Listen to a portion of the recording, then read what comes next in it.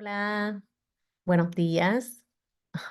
Hoy es sábado 4 de mayo y estamos aquí reunidos para hablar sobre este proyecto, una colaboración entre Propa y la Casa de Arte y Cultura de la Playa de Ponce. Aquí tenemos, yo soy Melanie Maldonado, fundadora y presidenta de Propa. Aquí con ustedes hoy tenemos a Diógenes Ballester y Ricky Mariani. A Diógenes, Ricky, buenos días y gracias por estar con nosotros en este día. Diógenes, ¿nos puede hablar brevemente sobre quién tú eres y qué organización representas hoy? Mm. Bueno, mi nombre es Diógenes Ballester, soy artista, me considero un arqueologista y soy fundador y presidente de la Casa de Arte y Cultura de la Playa de Ponce, un proyecto de la práctica social del arte, donde tenemos eventos muy similares al que estamos presentando hoy día.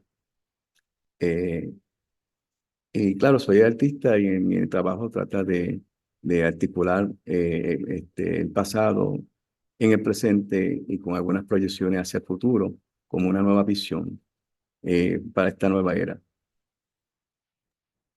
Perfecto, gracias. Y digo, Diógenes Ballester Rodríguez. O sea, Ahora, Ricky o Ricardo Mariani Ríos, ¿nos puede dar brevemente unos detalles sobre quién tú eres, qué organización representa? Seguro. Buenas, saludos. Gracias por la oportunidad a Melanie y a Propa, ¿verdad? Por este encuentro que estamos llevando a cabo hoy. Eh, pues, básicamente, pues yo soy antropólogo, historiador y colaboro, trabajo, ¿verdad? Haciendo investigaciones desde la Casa de Arte y Cultura de la Playa de Ponce. Pero también soy director ejecutivo, ¿verdad? Del proyecto Nangoba, que es una organización sin fines de lucro que utiliza la capoeira como una herramienta educativa y de inclusión en las comunidades y difunde, ¿verdad? Lo que es la afrodescendencia, no tan solo en Brasil, sino pues en América, ¿verdad? Y en estas partes donde pues mayormente afrodescendientes, ¿verdad? Dejaron un legado bien grande. Perdóname. Y básicamente, pues nada, estamos aquí colaborando en la investigación del barco y la goleta María.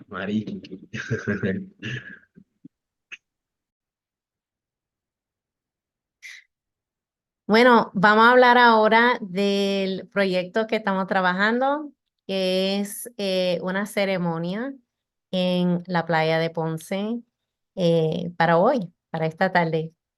Este proyecto empezó hace un año, hace más de un año, cuando conocí a la directora, bueno, a la fundadora, Ann Cobb, de Middle Passage Ceremonies and Port Markers Project en el Smithsonian. Estuvimos allí compartiendo en un evento y en- escuché a alguien contando la historia de una placa que iban a poner en Alabama, en Africa Town.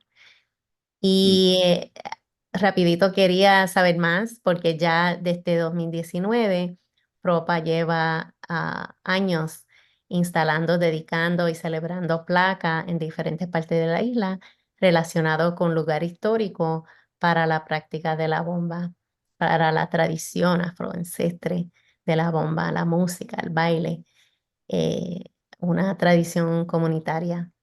Y sabía que teníamos esta historia también. Es una historia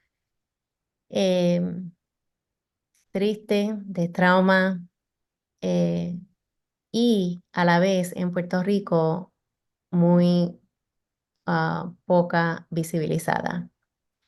Y sabía que tenía que hacer algo bajo Propa para poder visibilizar esta historia Y cuando hablé con Anne, me dice, Melanie, hemos estado esperando la oportunidad de trabajar con Puerto Rico. Puerto Rico restablece el contacto con el continente madre en términos de este trato de gente esclavizada. En los Estados Unidos usan popularmente el año 1619, pero incluyendo las áreas de los Estados Unidos como el sureste de los Estados Unidos, hubo un contacto con la continente madre bajo este sistema mucho antes, en 1526. Puerto Rico, si vamos a incluir a Puerto Rico, me dice ella, tenemos que mover esa fecha antes a 1518. Y recientemente están investigando un barco que llegó en 1516. Y me dice, Melanie, hay más de 100 barcos que llegaron y hay mucho trabajo que hacer. Mm. ¿Estás lista? Y yo dije, sí, sí, sí. So, en 2023 organizamos la primera ceremonia en Puerto Rico, la primera ceremonia en el Caribe relacionado con este proyecto. Y hoy, y espero que todo sale como estamos planificando, pues hoy vamos a dedicar a la primera placa relacionado con este proyecto en todo el Caribe. So, estamos muy emocional Sí. con la oportunidad y con la colaboración que hemos tenido con ustedes en la playa. Ustedes están ahí, están en Ponce. Ustedes son descendientes de esa comunidad playera, de la comunidad ponceña del sur. Ustedes son sureños. So, les agradezco que ustedes aceptaron el reto para colaborar y para ayudar a visibilizar esta historia poca conocida. Y vamos a hablar de eso hoy porque hay tanto que descubrir todavía. No estamos aquí para decir que ya tenemos todos los detalles, que tenemos todas las respuestas a las preguntas que tenemos, que hay, que van a surgir, eh, pero estamos en el proceso y estamos comprometidos a la búsqueda y la develación y la visibilidad de esa historia. Quiero ahora, Ricky, te voy a pedir que nos ayuda. Primero, déjame explicar lo que el Middle Passage Ceremonies and Part Markers Project compartió conmigo. Ese proyecto, eh, el propósito de ese proyecto es hacer esto mismo, visibilizar las puntas de llegada de barcos que vinieron directamente de África. Entonces, no, hay muchos más barcos que estaban participando en el trato de, de gente esclavizada y en esos negocios dentro de las Américas. Y, pero este proyecto solamente se enfoca en los barcos que vinieron directamente de África. Entonces ellos están trabajando con muchos estados alrededor del Golfo de México y en toda la costa este de los Estados Unidos.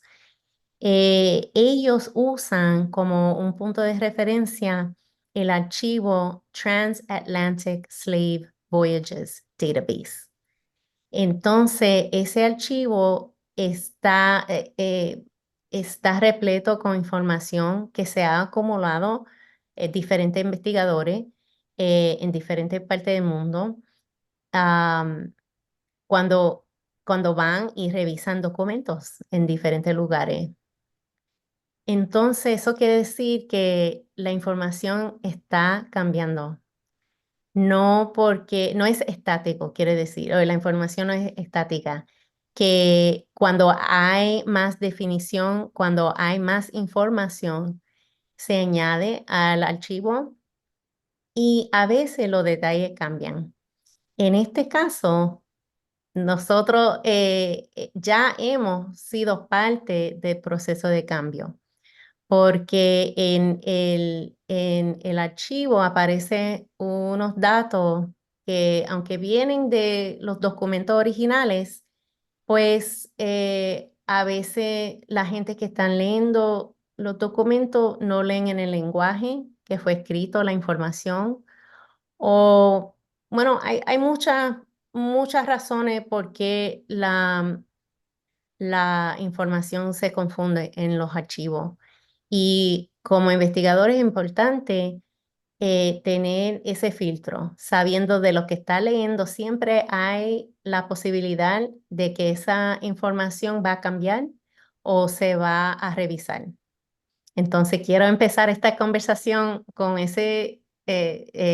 con esa aclaración, porque sabemos que hasta en este proceso empezamos con una información y ha sido cambiando, no porque la realidad cambió, pero la documentación se está aclarando unos detalles. Entonces, una de las cosas que se encontró en el Transatlantic Slave Voyages Database, algo simple, pero importante. Ahí aparece el nombre del capitán del barco como Benito Carreras. Ricky, explica quién es Benito Carreras, quién es el verdadero nombre del capitán del barco, cómo es que encontramos como equipo o en el proceso ese detalle y cuál ha sido el proceso y cómo afectó el archivo ese encuentro de información.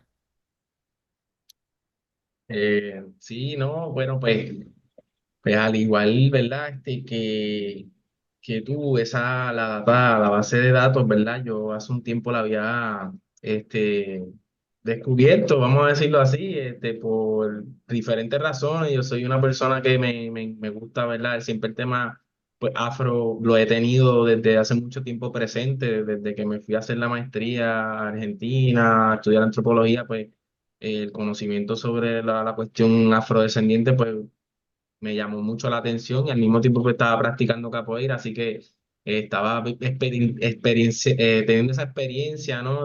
También de, de conocer a Brasil, ¿verdad? Como ese país con mucha cultura también afro.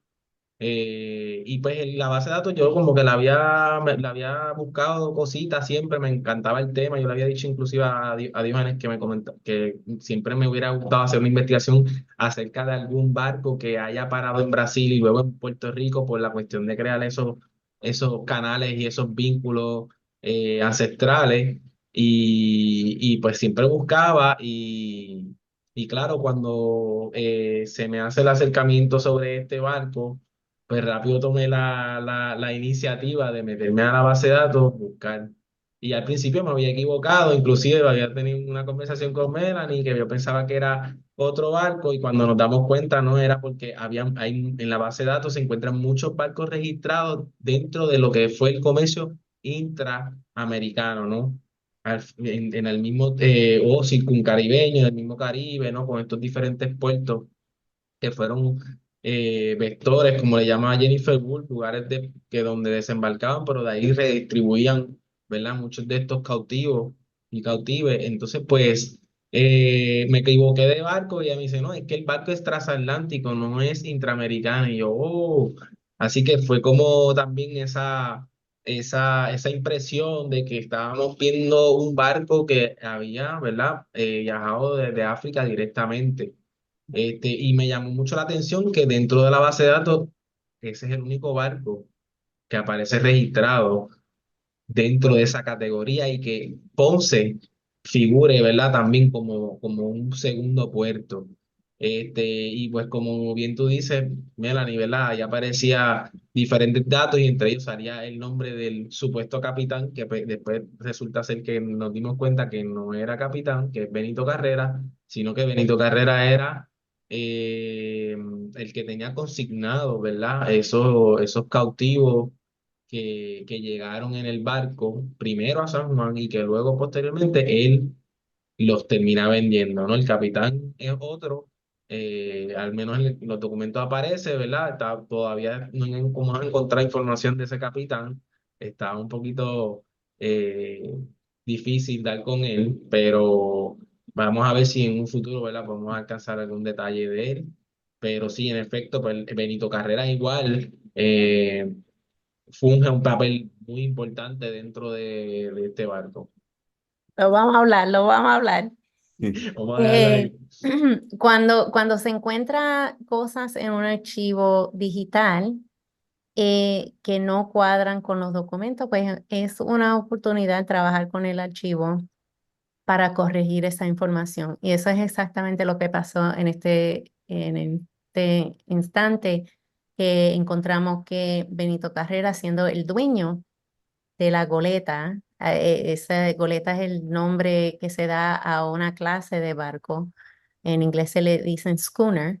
Ujú. Y esta goleta, y según la documentación, es una goleta portuguesa. El nombre goleta es una palabra portuguesa, eh, pero eso también está en cuestión y estamos en búsqueda de esa información. Benito Carreras se ve en la documentación como el dueño, pero otra persona como el capitán. Y eso fue una oportunidad para corregir la información que está en la parte del archivo que está digital y accesible al público. Empiezo allí porque pues, estamos a los principios de este proyecto de investigación.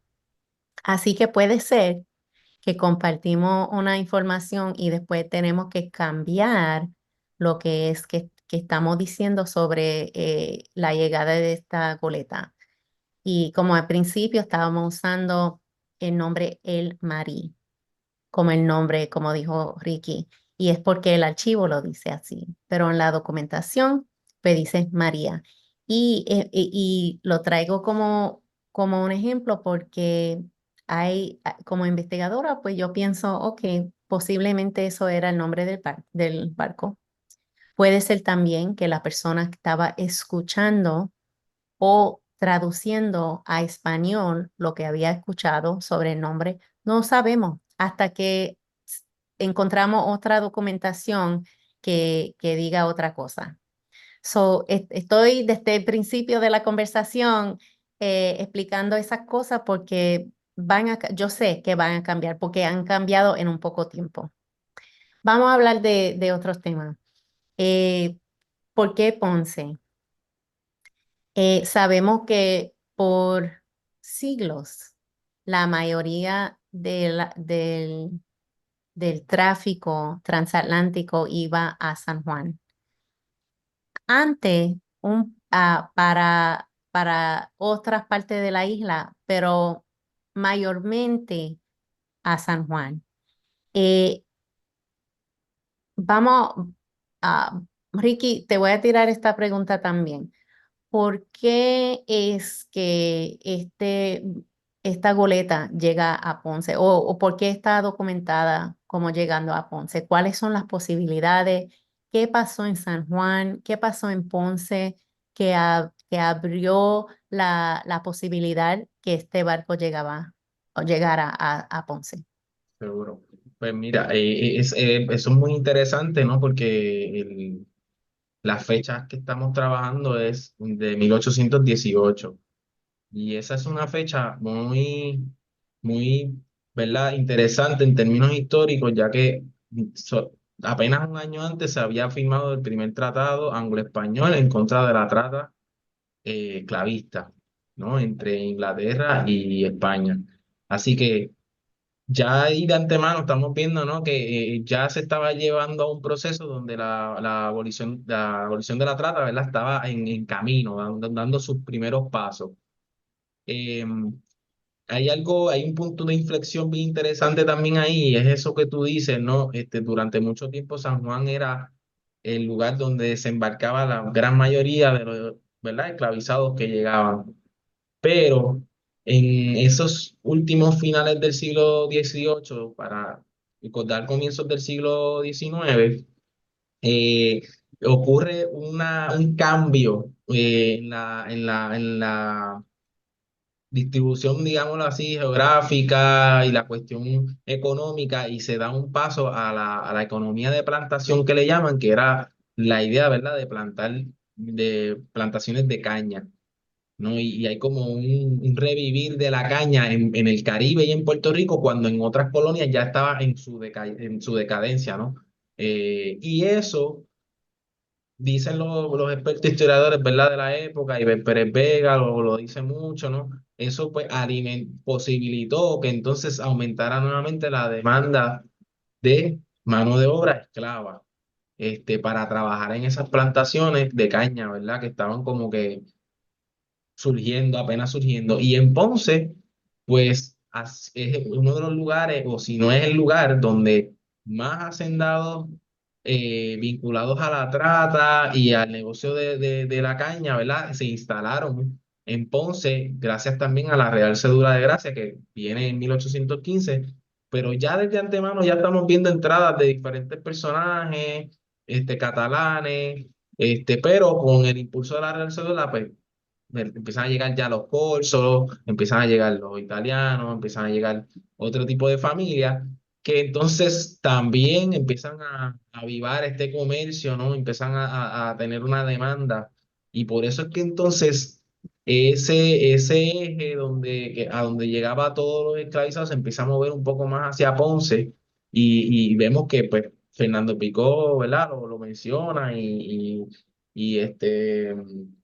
Escarano mencionan que Ponce era el lugar en ese momento, en esos primeros años del siglo XIX, el lugar con más esclavizados en todo Puerto Rico. O sea, la población de esclavizados ahí es donde más hubo, y estaban distribuidos justamente en las haciendas de estos hacendados, valga la redundancia, ¿no? Eran ellos los que poseían la gran mayoría de esos esclavizados. Así que este es un contexto bien interesante por eso, porque se están dando unas dinámicas a nivel global, pero también a nivel local, y obviamente pues eso va a tener sus efectos, tanto, ¿verdad?, tanto allá como acá.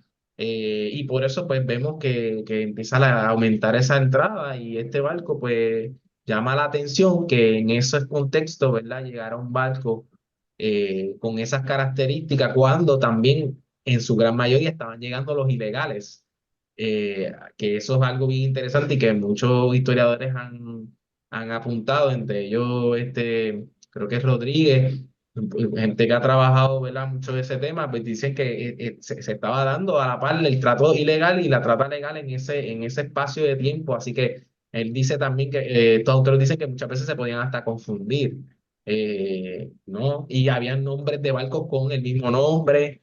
Es bien interesante lo que estamos hablando de los capitán y el dueño, porque muchas veces la tripulación no tenía que ver nada con el capitán, podían ser personas de diferentes nacionalidades.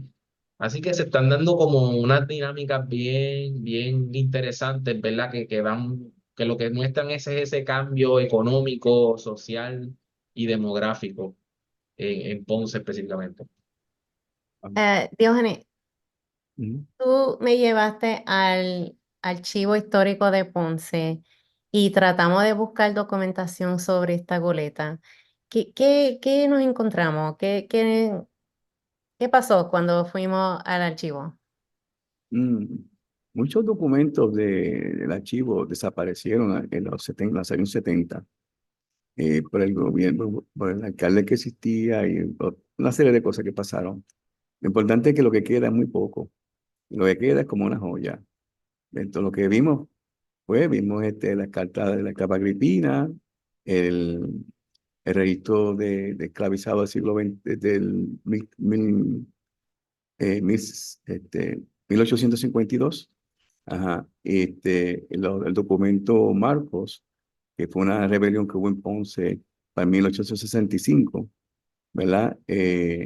Claro, el tiempo fue tan corto que no pude aumentarme todos esos documentos, pero yo lo he utilizado anteriormente en una instalación que le llamé, o la titulé, Manifestación Ancestral. Ujú.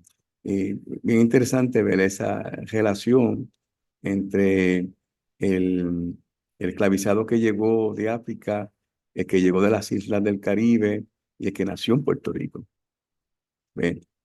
Para mí fue eso interesante y ver que dentro de los esclavistas, me pareció interesante que la señora Ana Josefa Castell era abogada en Ponce para ese siglo y tenía la mayor parte de los esclavizados.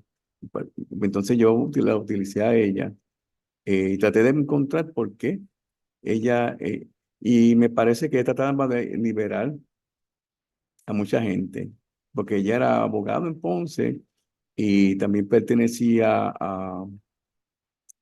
a una burguesía francesa. El papá, el bisabuelo de ella, supuestamente usó la morfina supuestamente para ayudar a las personas a la eutanasia y tenía la familia Foie Gras, que era el foie gras más importante de Francia en aquel momento, y la compañía Pillot.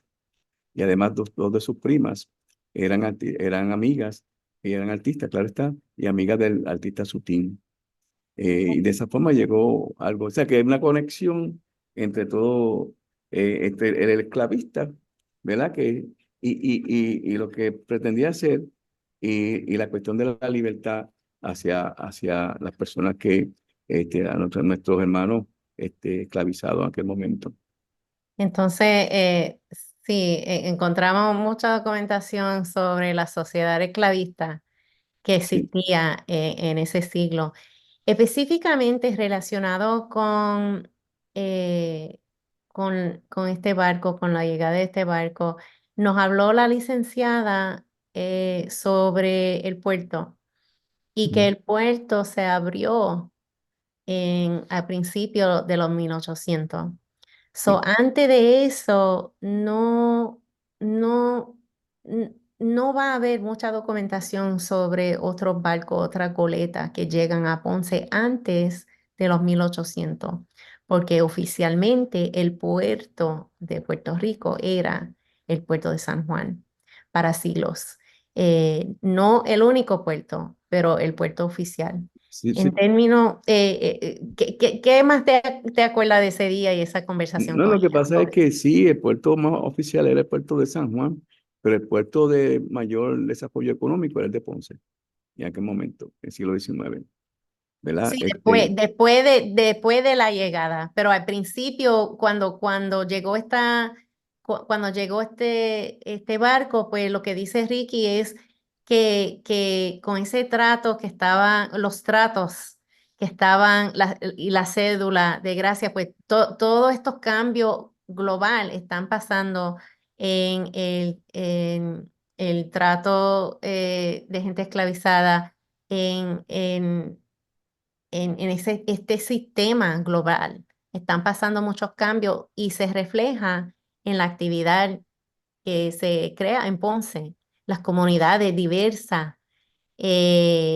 Háblanos un poco, Diógenes, sobre los diferentes grupos que se encuentran en Ponce y después vamos a regresar a este barco, pero háblanos un poco de los diferentes grupos que llegaron a Ponce, los diferentes inmigrantes. Wow, eso es una pregunta. Claro Y está, perdona, y te pregunto porque muchos de ellos fueron esclavistas. sí, sí. Regresando a ese tema de la sociedad esclavista, muchos de estos inmigrantes que llegan terminan siendo esclavistas. Esclavistas y no solamente esclavistas, también embriagaban con el contrabando de las diferentes provisiones. Por eso la economía de Ponce se desarrolló más rápido, ¿verdad? Había un mercado más libre, especialmente San Tomás y Ponce, ¿verdad? Ese mercado, los barcos pueden entrar sin pagar impuestos desde San Tomás a Ponce. Entonces, eso ayudó muchísimo a ese contrabando del café, del azúcar, de todo esto, ¿verdad? Y aquí llegaron entonces, pues, gente de Haití, por ejemplo, como mi bisabuelo, que ya eran parte de la cuestión del Congo. Por eso es que muchas personas en Ponce hablan mucho de la cuestión del congolés. También la cuestión de Yoruba, ¿verdad? La gente que vino del este. Pero lo que yo entiendo, ¿verdad? A partir del rito de Clavo de la Cuilla de Ponce en 1852, de que la mayor parte vino del Caribe. y otros nacieron en Puerto Rico, en este sur de Puerto Rico. Y muy pocos llegaron de África. O sea, llegaron de África, sí, pero no tanto. Por eso me está interesante lo de los 8 cautivos que llegaron para principios del siglo XIX a Ponce, al puerto de la playa de Ponce. Me parece eso. No sé si me explico. Gracias, Diógenes. Ricky, explícanos la conexión con Ponce que tiene este barco y cómo es que, cuáles son los nombres que hemos encontrado relacionados con este barco, que aparecen en los documentos. Gracias a ti, quiero darte el crédito que fuiste al Archivo General y nos buscó los documentos que aparecen en el Transatlantic Slave Voyage Database para revisar esos documentos personalmente y allí tú pudiste leer y ver los detalles presencialmente y puedo apreciar unos detalles que no están en el archivo digital. ¿Qué encontraste y qué más hemos encontrado en este equipo relacionado con esos datos? Sí, pues otra cosa bien interesante es del documento que estamos, ¿verdad? Que hemos podido ver y, y que hemos podido, ¿verdad? Constatar que sí, que en efecto había como unas negociaciones oficiales al punto de que vemos otros nombres en el documento que a mí me llamaron mucho la atención porque son nombres de hacendados importantes también de la época en la cual estamos hablando, ¿verdad? Habíamos mencionado esto de la cédula de gracia y la llegada de muchos inmigrantes y pues muchas veces en estas compraventas de esclavizados, ¿verdad? Que se daban, este, como pues lamentablemente, ¿verdad? Eso eran negocios y eran pues, cuestiones, eh, digámoslo así, para oficializar esas compras y ventas, se constataba, ¿verdad? Lo que era, pero no tan solo eso, sino que muchas veces se buscaban personas de confianza que tuvieran tal vez un buen crédito o tuvieran alguna posición económica, ¿verdad? Alta para entonces, en caso de haber algún tipo de pérdida que respondiera, ¿verdad? En este caso, los hacendados muchas veces pues firmaban en sus documentos, en esos documentos, habían otras personas que, además de los que compraban y vendían, habían unos que eran personas, ¿verdad? Que de confianza. Y en ese documento que estamos viendo, llama la atención que aparece el nombre de Pablo Bettini, que era un hacendado corso, muy involucrado en la trata esclavista, tanto así que cuando él llegó con los beneficios de la cédula, trajo sus esclavizados, ¿no? De San Tomás, donde estaba ubicado, y los trajo a Ponce, ¿no? Y pues claro, porque la cédula permitía ese tipo de, de, ¿verdad? De tráfico, vamos a decirlo así, se podía, era como era su pertenencia, pues los podía traer. Pero no tan solo eso, sino que, por ejemplo, Fernando Picó, que le dedica una parte en su libro de Ponce y los rostros rayados, menciona que él al poco tiempo, ¿sabes? Él llegó en el 1816, ya en 1817 tenía la hacienda Rábano, famosa, que va a ser por mucho tiempo, y ya luego en los 20 y tantos, ya él poseía unos 50 o más esclavos, ¿no? Esclavizados, poseía una gran cantidad de esclavizados ya para una época bien temprana donde él había llegado. Y nada, pues personajes como él, aparece otro que no hemos podido dar con él, que se llama, al parecer, Manuel Morel. No hemos encontrado información de él, pero sí el apellido Morel aparece muchas veces en Ponce porque había un escribano que se llamaba Leonardo Morel, había una familia, ¿no? Los Morel Campos. Así que podemos sospechar que era parte de esa familia.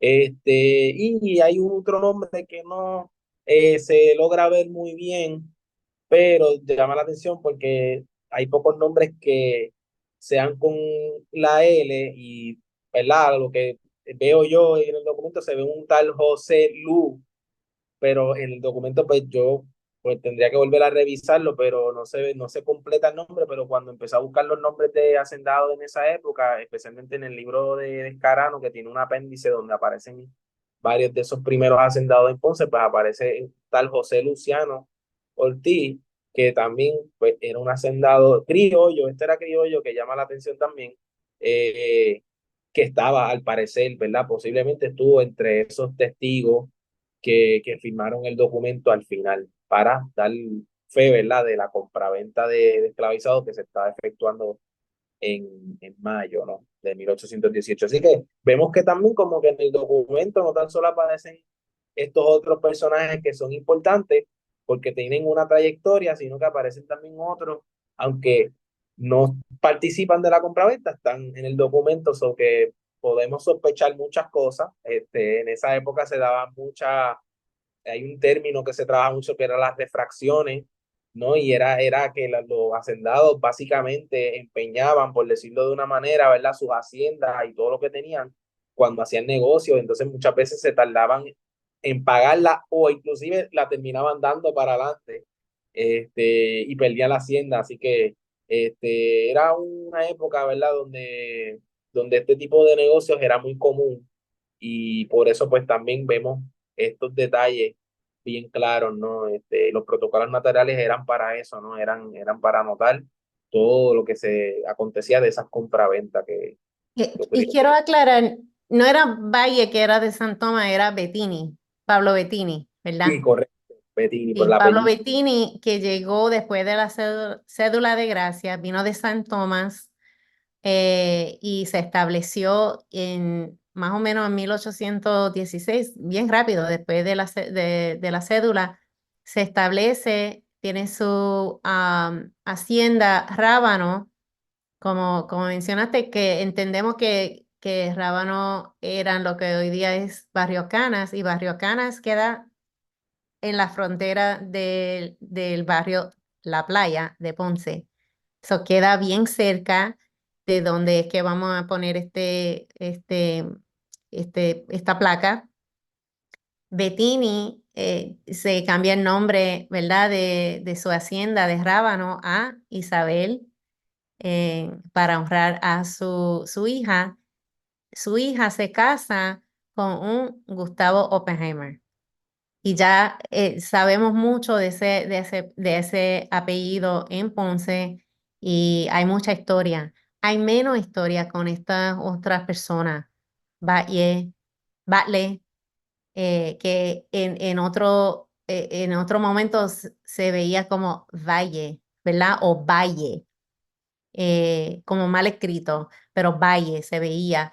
Eh, José Molina, que tú mencionaste ahorita, que era un hacendado bien prominente en ese momento, pero son nombres que no resuenan siglos después, como Oppenheimer. Pero para dar una conexión a la gente que están escuchando, a la gente que conoce un poco de la historia esclavista de Ponce, pues hay esas conexiones.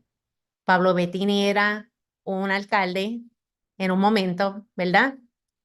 Y firma como testigo este documento que, que, que Ricky pudo ver presencialmente, ver esa firma de esas personas.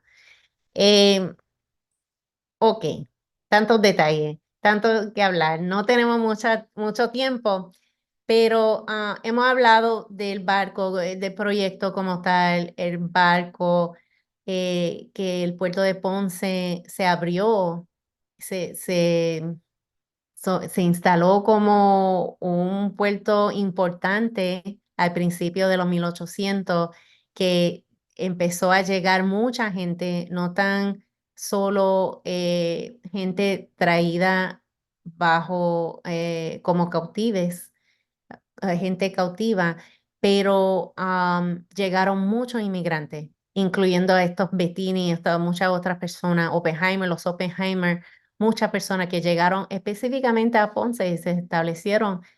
Ahí ustedes tienen un barrio que se llama Bélgica, que nos da, es como, queda como un eco de ese tiempo cuando estaban llegando muchos inmigrantes. Am, Diógenes, háblanos un poco de lo que es la playa. Nosotros escogimos la playa porque la playa queda justo al lado del puerto y del lugar donde vamos a tener la ceremonia, donde vamos a dedicar la placa, pues que tiene una vista al puerto. ¿Cuál es el significado de la playa en términos de la historia afro, como una comunidad histórica afrodescendiente? Explícanos como playero, como testigo de esa historia. Cuéntanos, ayúdanos, edúcanos sobre esa historia y tu experiencia como playero. Está mío, está mío, está mío. Primero tengo que hablar de la zona geográfica, ¿verdad? La zona geográfica comprende Caja de Muertos, que tiene un faro, Cardona tiene otro faro, y la zona costera es desde el río Bucaná al río Matilde, y eso se extiende hasta la carretera número 2. Todo eso es la playa. Eh, la playa pues, ha cambiado muchísimo. La playa que yo viví, yo nací la calle principal del Matadero, en la playa había un matadero, que comenzó para el tiempo de español y luego continuó con la cuestión norteamericana. Yo nací en esa calle y el playero que yo vi en aquel momento era un playero bastante eh, orgulloso de sí mismo, porque en la playa había mucho trabajo, estaba el trabajo del muelle, llegan muchos barcos de diferentes partes del mundo al muelle, ya eso no existe. Había una fábrica de cuero, había tantas cosas importantes que se sentía como una comunidad. De hecho, mucha gente hablaba de hacer una comunidad aparte y tener una alcaldesa. De hecho, tuvimos una alcaldesa. Este, pero la economía se desarrollaba en la playa. La playa no era una zona portuaria de trabajo. Casi siempre toda la gente que estaba aquí, lo que tenía que hacer, trabajar. ¿Ves? Eso fue lo que yo aprendí.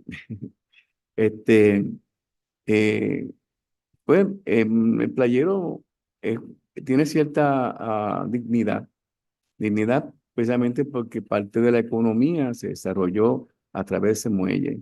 Como el ponceño tiene su dignidad también, había una gran distinción entre la playa y Ponce. A pesar de que mi padre nació en Bélgica y mi abuelo, ¿verdad? Toda mi familia de allá de Bélgica y de la playa, o sea, ahí tiene esa combinación entre la playa y Bélgica.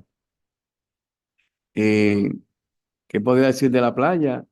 Me siento sumamente contento de ser un playero. De hecho, el archivo histórico que tenemos aquí en la playa de Ponce ahora, el nuevo, es un archivo histórico donde todos los playeros presentes y ausentes pueden ser parte, pero también todos los bienvenidos, todas las personas que llegan a la playa son bienvenidos, ¿verdad? Ya la playa, pues, ya es un ícono, porque el desplazamiento en la playa, pues, es grande, y ya no es aquella playa que yo viví, ¿verdad? Por eso es que tenemos la Casa de Cultura como un epicentro eh, eh, en, en- para, en contra de esta cuestión del desplazamiento del playero. Ajá. Porque la playa de Ponce, de las pocas comunidades que existen en Ponce, es que todavía mantiene cierta identidad, cierto trabajo y trabajamos en conjunto, unos con los otros. ¿Verdad? Establecer la playa, ¿cómo se llama? Eh, Colocar una placa de este tipo y bregar con la historia desconocida, porque para mí la historia que Melanie trajo, ¿verdad? Y que este investigador Ricky, pues para mí esa historia es nueva. Yo sé que llegaron muchos barcos, yo sé, pero un barco en específico y que pasó y poder probar esa historia a través de los documentos, pues me pareció fantástico que, ¿verdad? Que ustedes están trabajando en eso. eh, y yo lo estoy aprendiendo. Yo soy un estudiante de todo y aprendo de todo cuando tengo buenos maestros como ustedes. Así que ser Gracias. playero es un momento para mí de mucho orgullo y dignidad. Ajá. Y quisiera que todos los playeros se sintieran igual. Gracias, gracias. Vicky, háblanos un poco de esas 8 personas. ¿Qué se sabe? ¿Qué hemos encontrado? Pues, ok, según la data de base, la base de datos, perdón, de Slave Voyage, pues sabemos que al menos, ¿verdad? Salieron unas 214 personas. eh, Al parecer fallecieron, no murieron en el camino 6 porque lo que menciona el Slave Voyage es que desembarcaron 208. Hay un dato interesante, dicen que supuestamente no salió desde San Tomé y Príncipe. Estos son unas islas que están en la costa africana, en el centro más o menos, frente a lo que es Gabón, ¿no? Está esta parte de Camerún también, que sí llama también la atención mucho porque en los tratados que se firman en el 17, en 1817, lo que dicen es que no se podía mantener la trata al norte del Ecuador, pero sí al sur del Ecuador. Y dada la casualidad que San Tomé y Príncipe están justamente debajo de la línea. Eh, en adición a eso, pues históricamente San Tomé y Príncipe fue uno de los primeros lugares que colonizaron los portugueses tan temprano como en los 1500. Segundo, se volvió un lugar de transbordo, de abastecimiento, de factoría también, ¿no? De ahí pues paraban muchos esclavizados y después luego los vendían en otras partes, así que era un punto muy, muy clave, no tan solo para los portugueses que eran los que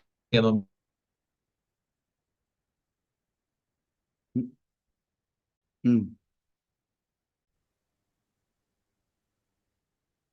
Entonces, pues una de las cosas más interesantes también de esta investigación y que la base de datos nos muestra es que al parecer no, la goleta salió de las costas africanas, al parecer de San Tomé y Príncipe, ¿no? Ese es el lugar que estamos asumiendo, ¿no? Que salieron, lo cual sí, entonces haría mucho sentido con lo que se estaba dando en un contexto global, ¿verdad? Volviendo a eso de los tratados entre Gran Bretaña y España, pues el tratado de 1817, que justamente también lo firma Portugal también, o sea, Portugal ya había firmado uno antes y luego vuelve y firma otros tratados.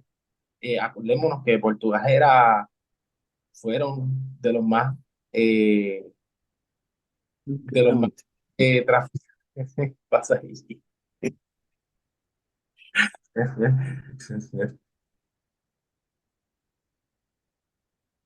Estamos en celebración de esta investigación. Pero sigue, sigue. Entonces, pues, hace sentido con los tratados que se estaban firmando, que lo que establecían era que básicamente la trata no se podía llevar a cabo al norte de Ecuador, pero sí al sur. Y bueno, San Tomé y Príncipe justamente no están debajo de esa línea. Y sí, efectivamente fue un lugar muy importante durante mucho tiempo, durante casi toda la trata transatlántica, fue un punto, ¿verdad?, clave de abastecimiento, de, de puerto para exportar también, no más esclavizados a otras partes. Así que pues es muy interesante también, ¿no? Que el documento establezca, ¿no? El archivo establezca que salieron de ahí, porque pues sí, ¿no? Con los datos, pues se puede corroborar. ¿Qué sabemos de las personas? No mucho, ¿no? La cuestión de los números. Sabemos que de esa base de datos salieron 216, 214, al parecer perecieron en el camino 6, desembarcaron 208, de esos 8 ¿verdad? Fueron los que sabemos que pararon en Puerto Rico. ¿Qué pasó con los otros 200? No logramos saber. Hay algo bien interesante que Ivette Pérez Vega ha hecho unas investigaciones bien serias en el pasado sobre esta fecha y muchos de los barcos que se estaban entrando en esa época, ¿no? Y el tráfico también en África, por eso, esa serie de tratados que se estaban dando, la mano de obra se estaba volviendo un poquito más limitada en el sentido de que ya no estaba tan accesible como antes, porque ahora pues las naciones se estaban asegurando de que no se llevara a cabo. Y entonces algo que empiezan los esclavistas o los traficantes a utilizar son los niños. Y hay mucha evidencia, ¿no? De que muchos barcos durante, justamente en esos años que estamos viendo esta goleta, la entrada era bastante masiva, ¿no? De niños. Este, tanto así que en Brasil llegaron muchos también, y hay toda una serie de evidencias, ¿no? Que sí, que señalan que posiblemente, pues también esos 200, ¿no? Pudieron haber sido en su mayoría niños. De hecho, una goleta hablando de esas cosas, pues la goleta no es algo muy grande. De hecho, dentro de los navíos que había, pues no era de los más grandes. O sea que, pues da para pensar que sí, en efecto pudo también ser parte de eso, ¿no? Este caso. Eh, Básicamente, ¿verdad? Eso es lo que sabemos un poco de estos cautivos y cautivos. Exacto. No sabemos sus nombres. Hay una referencia a dos hombres y una mujer como más. No hay mucho detalle sobre estas personas. El otro barco que trabajamos el año pasado, el Majesty, que llegó a Humacao, la costa de Humacao, se encalló en la costa de Humacao por el año en que llegó, en 1859, por el número de personas a bordo, casi 1,000. Desembarcó con 1,000 personas. Partió de la costa de Angola con más de 1,000 personas. Y por ser un caso que atractó como atención globalmente, pues hay mucha más información. Y lo digo así porque estos son los principios, y, pero va a ser el caso con muchos de los barcos que estamos investigando que no se va a encontrar mucho detalle. Hay mucho más detalle y nos escucharon hablar de los esclavistas. Hasta que cuándo se casaron, cómo se llamaban sus propiedades, en qué año cambiaron el nombre de las propiedades, de las propiedades. Hay mucha más información sobre los esclavistas. Y esa es la historia de la historia Mm. que favorece a las personas con poder. Entonces, menciono a las ocho personas porque ese número se ha convertido como una inspiración en este proyecto. Van a ver en el altar que estamos creando, que vamos a crear como comunidad, que ahí va a haber el número 8 acostado como un símbolo de infinidad, porque representa las infinitas posibilidades para esas vidas y para las vidas de sus descendientes. Vamos a cerrar. Diógenes, me gustaría que nos explica, por favor, qué es la arqueología. Te presentaste al principio como arqueólogo. Y eso también para mí ha sido una inspiración en mi trabajo. eh, y también me voy a coger prestado ese término. Pero explícanos, por favor, lo que es la arqueología y cuál significativo es este proceso de investigación en tu concepto de arqueología. Bueno, la teología tiene muchos aspectos, ¿verdad? Aquí me estoy circunscribiendo solamente la parte histórica. La parte histórica, como todo investigador, hace investigaciones como ustedes lo están haciendo, o sea, sus investigaciones, consiguen su hallazgos, ¿verdad? Y a partir de esos hallazgos, el arqueologista, pues, a diferencia de un antropólogo o un arqueólogo, especialmente un arqueólogo que tiene esos hallazgos, ¿verdad? De diferentes ruinas, de diferentes conceptos. eh, el trabajo del arqueologista es transformarlo. O sea, lo que he encontrado se transforma en algo que es como una recontextualización, en este caso, de la historia. La historia, pues la encontramos de una forma, pero con la presencia de este momento de tercera década del siglo XXI, podemos visualizar otras posibilidades de esa historia. Y esas posibilidades, este, creo que nos pertenecen a nosotros en el presente. Nos pertenece y como nos pertenece, pues nosotros podemos transformarla a la forma que queremos transformarla. Mientras vamos transformando eso, se convierte en un proceso estético en el cual hay cierto simbolismo que es importante. Por ejemplo, aquí el simbolismo es el número 8 como acaba de mencionar, las 8 personas, pero entonces eso va más allá, es una cuestión más cosmológica, porque entonces brega con el movimiento del infinito, y tú sabes que es el infinito para nosotros, ¿verdad? Pues en este caso, Melanie sugirió hacer el símbolo del infinito, pues estamos trabajando en ello, pero entonces ella tuvo una idea, ¿verdad? Tú tuviste una idea grandísima de, de, de insertar 600 claveles.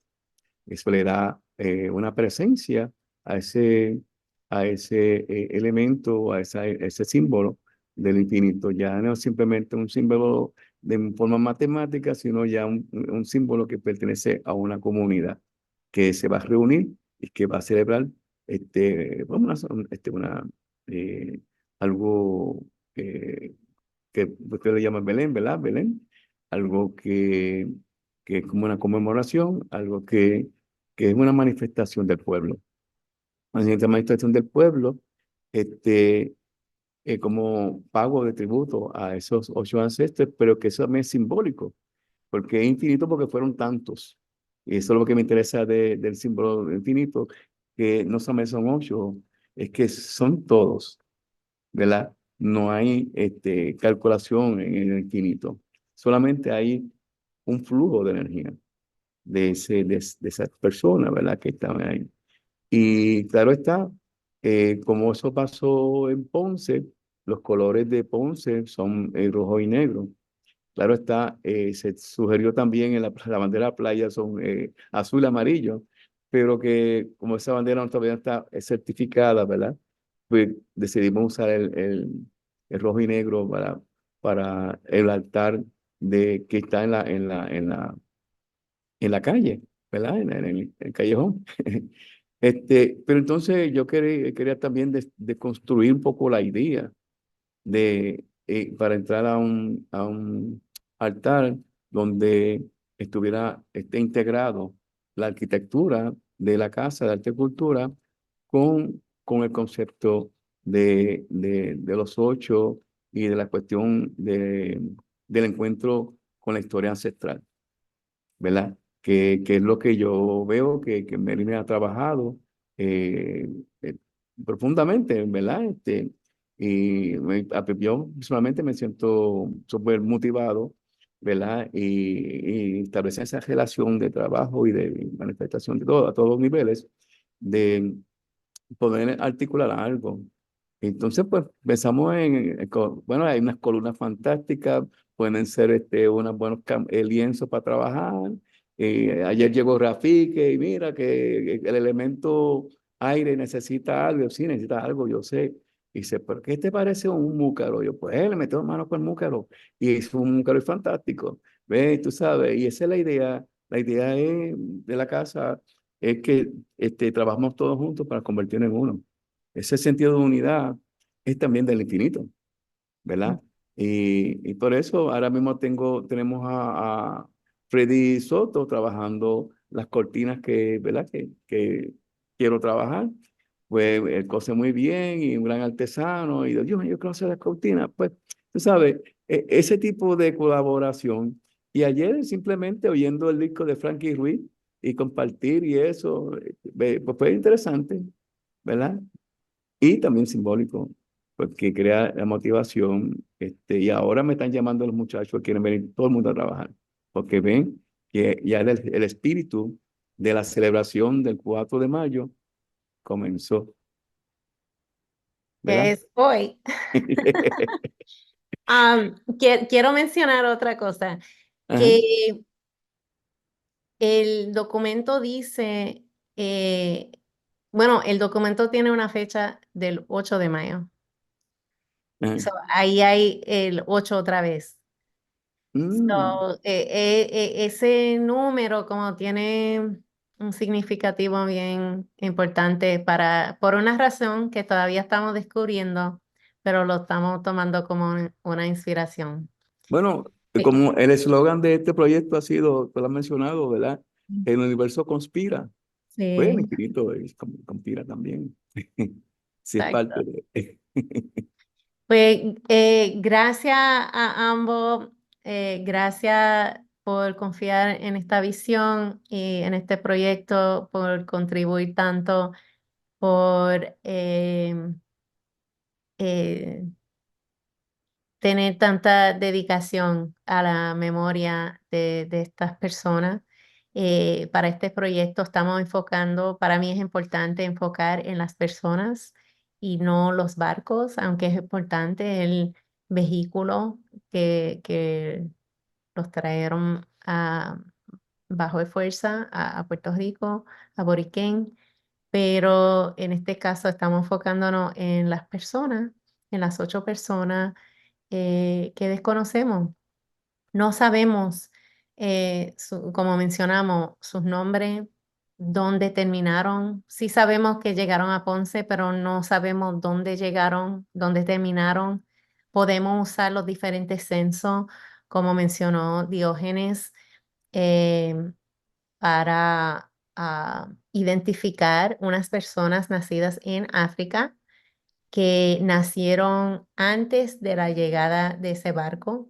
Esa es una manera de poder empezar a tratar de identificar las personas que llegaron en este barco, pero realmente no se sabe.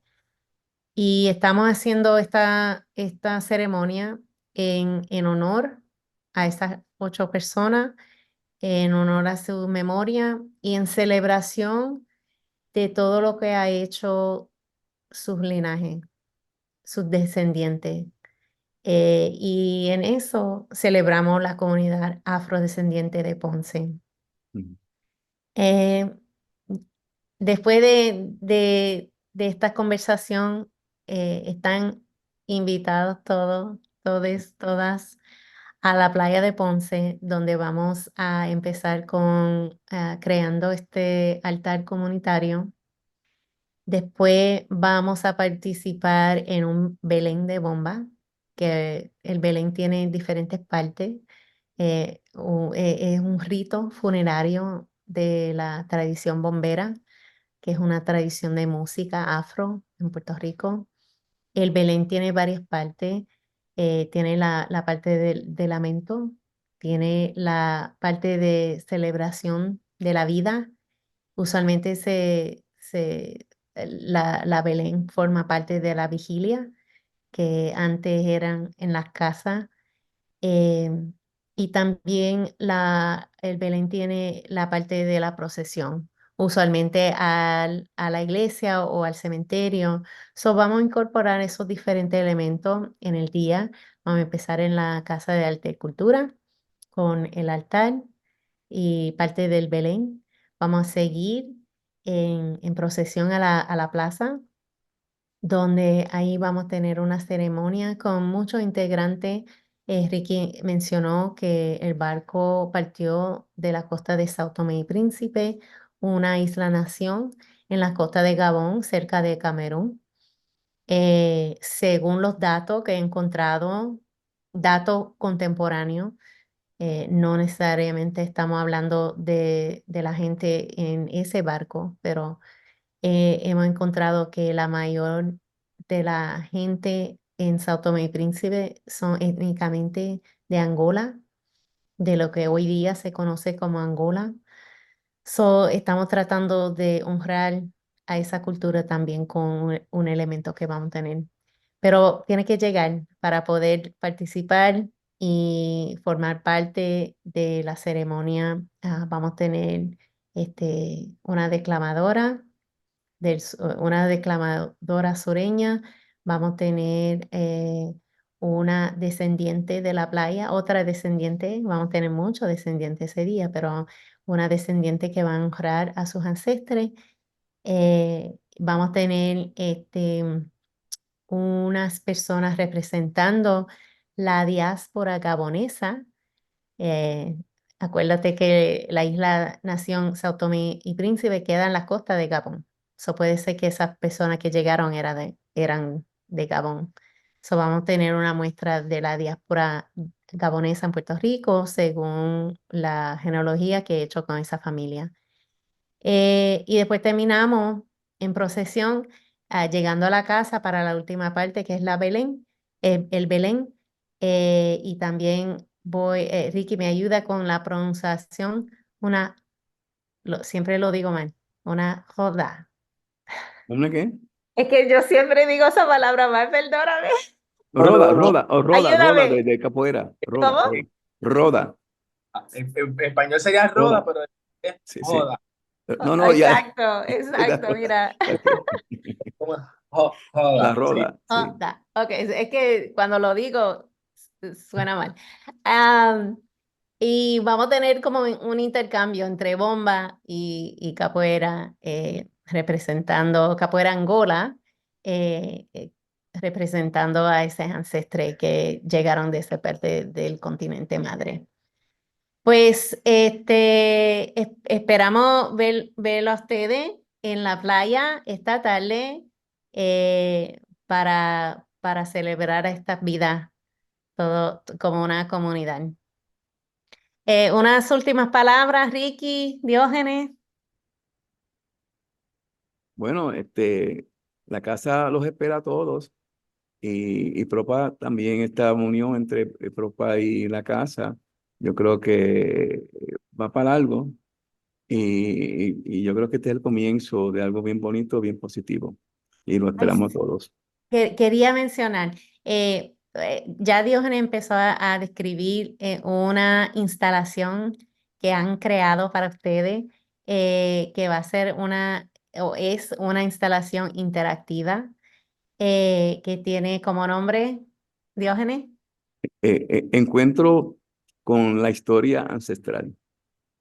Esa instalación va a ser en la Casa de Arte y Cultura. Esa instalación les espera. Eh, Iba a ser otra cosa, pero ya se me fue. Sí. Ricky, ¿iba a decir algo?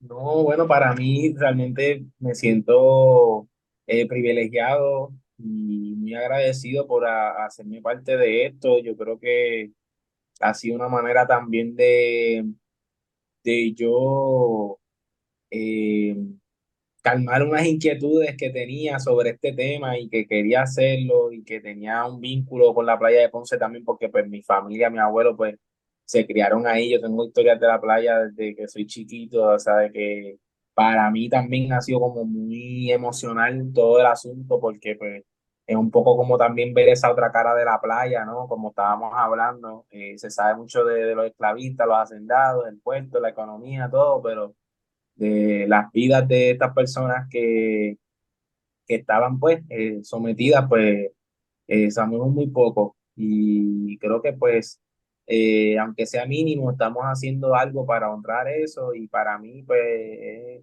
es más que suficiente, ya lo he dicho en otra ocasión, me gustaría mantener esta investigación hasta donde yo pueda, así me tarde 2 o 3 años más, pero yo me quiero ir detrás de todas Lleva las unos años. Exacto. pero para ir para atrás, porque me encantaría saber el origen, todo, el del capitán, o sea, de todo, o sea, sería bien interesante, ¿no? Para poder también, no tan solo que sea interesante, sino porque también pudiéramos narrar esta historia de manera un poquito más completa, ¿no? Y Exacto. dar más valor a la investigación. Así que nada, agradecido otra vez y los vemos hoy en la playa, viene. Exacto, exacto. Y te invitamos que vengan vestidos de blanco con una foto en la mano de un afroancestre ponceño, que queremos honrar a la comunidad afrodescendiente de Ponce. Ahora me acuerdo lo que era la última cosa que quería mencionar, que en diálogo con Diógenes hemos hablado de la potencial de esto convertir en una celebración en honor a este ancestre que se lleva anualmente. So, si llegan hoy, van a formar parte de la primera, pero no va a ser la última. Exacto. Así que nos vemos en la playa esta Nos vemos. tarde. Gracias. Lo esperamos. Bye.